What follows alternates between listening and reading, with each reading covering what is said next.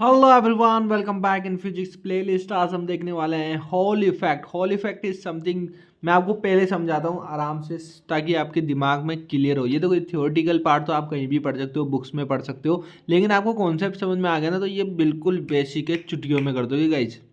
करें स्टार्ट? ठीक है, ध्यान से समझना। एक कंडक्शन की एक प्लेट ले ली अपन ने, ठीक है, उसको करंट से कनेक्ट कर दिया, ठीक है। प्लस इधर माइनस है, तो करंट कहाँ से आएगा? ये माइनस से होता हुआ वापस प्लस की ओर, ठीक है। तो यहाँ करंट फ्लो हो रहा है, प्लेट के ऊपर आ रहा है, करंट फ्लो हो रहा है, प्लेट के ऊपर आ रहा है। अब तक ये चल रहा है, ठीक है। नाउ अब मैं क्या कर रहा हूँ, एक मैग्नेट लेके आ रहा हूँ यहाँ पे ऊपर से, परपेंडिकुलर इसके, इस प्लेन के परपेंडिकुलर लेके आ रहा हूँ। उससे क्या हो रहा है, ये जो इलेक्ट्रॉन यहाँ इस प्लेट पे फ्लो हो रहा है ना, वो थोड़ा सा डिस्टर्ब हो रहा है। अब इसके पास और पास में ले जाऊंगा ना मैग्नेटिक फील्ड अपना, ये चुंबक पास में और ले जाएंगे, तो यहाँ पे ये इलेक्ट्रॉन्स थोड़े से डिस्टर्ब हो जाते हैं। तो इससे क्या होता है, एक तरफ तो देखो प्लस वाले इलेक्ट्रॉन्स आ जाते हैं और एक तरफ माइनस वाले चल जाते हैं। तो इनको एक तरह से बोल दिया इन्होंने पाथ ऑफ आपके होल्स, यानी कि छोटे छोटे छिद्र हो गए, और पार्ट ऑफ इलेक्ट्रॉन्स को इस तरफ से बोल दिया। तो एक तरह से इन्होंने दूसरी लैंग्वेज में बोला, मैं दूसरी लैंग्वेज में बोलता हूँ कि इधर प्लस वाले आ गए, इधर माइनस वाले आ गए, या इधर प्लस वाले आ गए, इधर वाले माइनस। तो अलग अलग एक साइड में प्लस वाले आ जाते हैं, एक तरफ माइनस वाले आ जाते हैं। तो that effect is your hall effect बोलते हैं, जिसके अंदर एक वोल्टेज निकलती है, जिसको हॉल वोल्टेज बोलते हैं।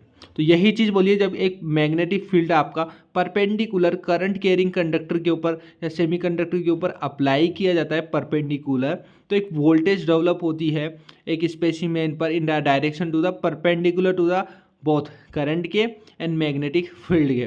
That phenomena is called the Hall effect and the voltage so developed is called the Hall voltage. तो यहाँ पर देखो, अगर आप देख पा रहे हो, लोरेंट्स का एक फोर्स अप्लाई हो रहा है लेफ्ट हैंड वाला, ठीक है, फेमिंग का।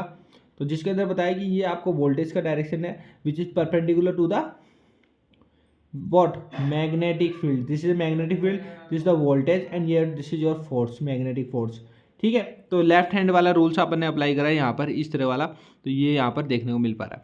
Now in a steady state will be achieved when the force due to the magnetic field will be balanced by the force due the transfer electric field. तो electric field भी यहाँ पे जा रहा है करंट के थ्रू, एंड यहाँ पे मैग्नेटिक फील्ड भी जा रहा है। अगर ये स्टेडी स्टेट कब कहलाएगी, जब आपके यहाँ पर दोनों फोर्स आपस में बैलेंस हो जाएंगे उस केस में।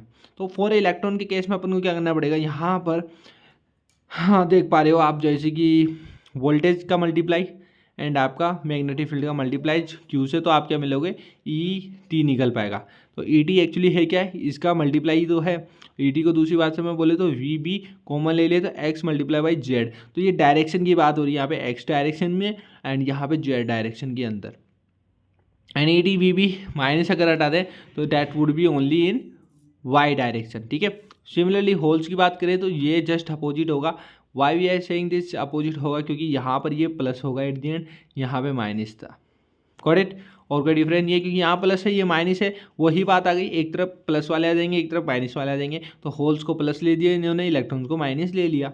होल्स कोफिशिएंट की बात करें, होल कोफिशिएंट की, तो average drift velocity v is related to the current density joule as N Q V. Okay, N Q V in the sense यहाँ पर आपका फॉर्मूला निकलता है बन के, जो आपकी वेलोसिटी से मल्टीप्लाई हो रहा है।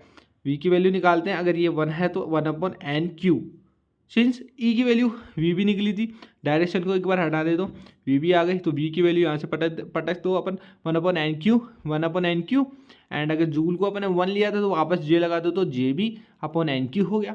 अब अगर अपन सेमीकंडक्टर बार की कोई थिकनेस मान ले कि इसका जो थिकनेस थी वो डी थी, ठीक है, तो डी हो गया, तो अपन यहाँ पर क्या बोलेंगे, वी एच अपॉन में डी हो गया, ई टी की वैल्यू इस बार। Got it? सही जा रहा है अब तक? ना वी एच की वैल्यू अगर अपन यहाँ पुट कर दूँ ई टी की जगह, तो V H upon D equal to J B upon N Q. अगर इसी को और सिंपल भाषा में बोले तो V H equal to D upon N Q J B. That is your hole की वेल वोल्टेज आ गई यहाँ पर। That is your one formula जो अपन को याद रखना है। कोफिशिएंट की बात करेंगे तो 1/n/q is your R H, that is your hole का कोफिशिएंट आ गया। तो ये वोल्टेज थी, ये कोफिशिएंट था, और ये वाला था आपका हॉल इफेक्ट। तो यही था, कुछ भी नहीं यार, छोटा सा बेसिक थिंग थी जो अपन को समझनी थी। और आज की वीडियो में इतना ही। आई बिलीव आपको समझ में आया। समझ में आया तो वीडियो को लाइक जरूर करना, चैनल को सब्सक्राइब करें। मिलते हैं नेक्स्ट वीडियो के साथ में। जय हिंद, जय भारत। ओके।